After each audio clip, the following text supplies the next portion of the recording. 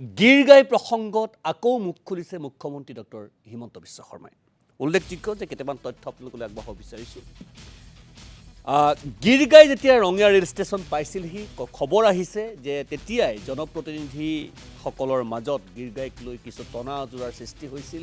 কোনে কি নিব, কোনে কি কৰিব, এই ধৰণৰ প্ৰসংগসমূহ আছে। আমি পৰৱৰ্তী সময়ত সেয়া সবিস্তাৰে আপোনালোকলৈ লৈ আহিম।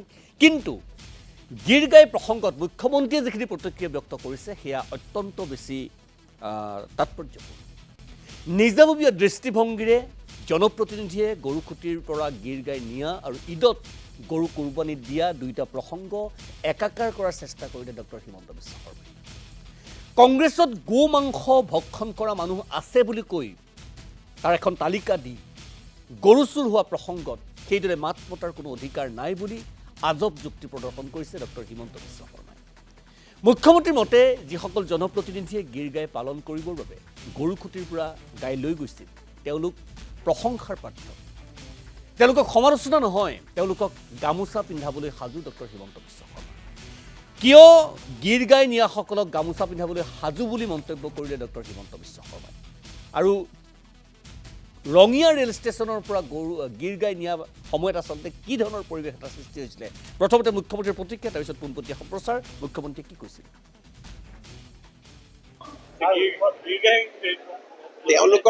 তেওঁলোকে গীৰগাইৰ পিছত লাগিছে, কিন্তু কুৰবানী দিয়া গৰুবিলাকৰ পিছত কিয় নালাগে? এই যে বকৰীদ বুলি হাজাৰ হাজাৰ গৰু যে অসমত কুৰবানী হৈ গ'ল, গীৰগাই কেইটাতো জীয়াই আছে, কুৰবানী দিয়া গৰু কেইটাতো মৰি গ'ল। তো কংগ্ৰেছ দলে যদি গৰুক ইমানে ভাল পায়, তেতিয়াহ'লে মোৰ লগত তেওঁলোকে একে সুৰে কওক যে অহাবাৰ ঈদত গৰুৰ কুৰবানী হ'ব নোৱাৰে। সাহস আছেনে নাই তেওঁলোকৰ? আমিতো বিজেপি কৰা মানুহবিলাকে গৰুক ভাল পাওঁ কাৰণে মৰা গৰু এটাও পইচা দি কিনি আনি তাক খুৱাই বুৱাই জীয়াই ৰাখিছো। কিন্তু কংগ্ৰেছৰ আধা মানুহেতো গৰুক কুৰবানী দিয়ে। কংগ্ৰেছৰ সোঁৱে বাৱে আন্দোলন কৰি থকা আধা মানুহেতো গৰু খায়। তো গৰু ভক্ষণ কৰা মানুহে, গৰু খোৱা মানুহে গৰু পোহাৰ কথা আলোচনা কৰে নেকি? গোটে গৰু খায়। ৰকিবুল হুছেইনে গৰু খায় নে নাখায়? ৰেকিবুদ্দিন আহমেদে গৰু খায় নে নাখায়? জাকিৰ হুছেইন চিকদাৰে গৰু খায় নে নাখায়? তেওঁলোকৰ MLA নুৰুল হুদাই গৰু খায় নে নাখায়? তেওঁলোকৰ বিধায়ক ৰচিদ মণ্ডলে গৰু খায় নে নাখায়? AK ৰচিদে গৰু খায় নে নাখায়? তো গৰু খোৱা মানুহে যোনে এনেকে কাটি কাটি কাটি কাটি গৰুক মাৰে, এনেকে মাৰে, তাক হালাল কৰা বুলি কয়, হয়নে? সেই মানুহে এতিয়া গৰুৰ কাৰণে আন্দোলন কৰে। গতিকে একমুখত কংগ্ৰেছৰ সদস্যসকলে কৈ দিয়ক যে আজিৰ পৰা আমি গৰু নাখাওঁ আৰু গৰু নামানো। আৰু মোক তেওঁলোকে কওক যে অসমত গৰুৰ প্ৰতিপালন হ'ব লাগে, এতিয়া এখন আইন কৰক যে অহাবাৰ ঈদত যাতে কোনেও গৰু নাখায়। সাহস আছেনে নাই তেওঁলোকৰ? 1400 গৰু অকল ধুবুৰী টাউনত মাৰিছে, য'ত ৰকিবুল হুছেইন MP। আৰু গৰু মাৰাই নহয়, গৰুৰ মাংস নামঘৰত থৈছে। আজি গোটেই মানুহক এভিকশ্যন কৰি আছো লখিমপুৰ। গতিকে যি মানুহে গৰুক এনেকে মাৰে,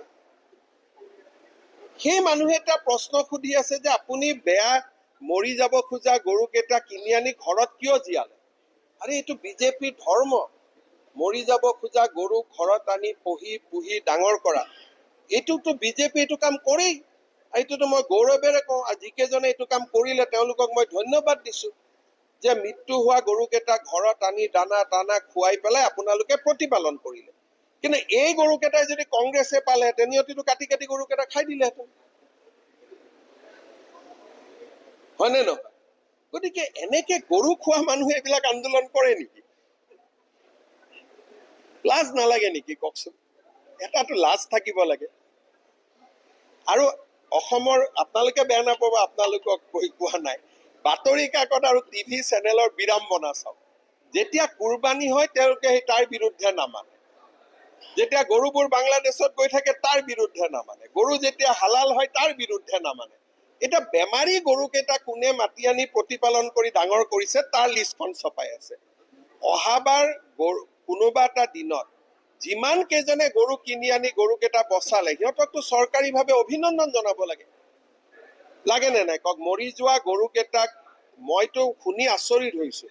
যেনেকুৱা মৰি যাব খোজা গৰুকো যে বিজেপি বুলিহে 50-60 হাজাৰ টকা দি কিনি আনিছে।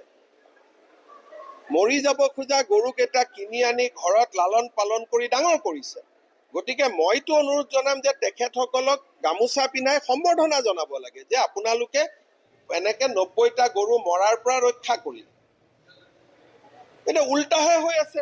তেওঁলোকৰ কথা আছিল গৰুকেইটা মৰি যাব লাগে, আমি যাতে মাংসকেইটা খাব পাৰোঁ।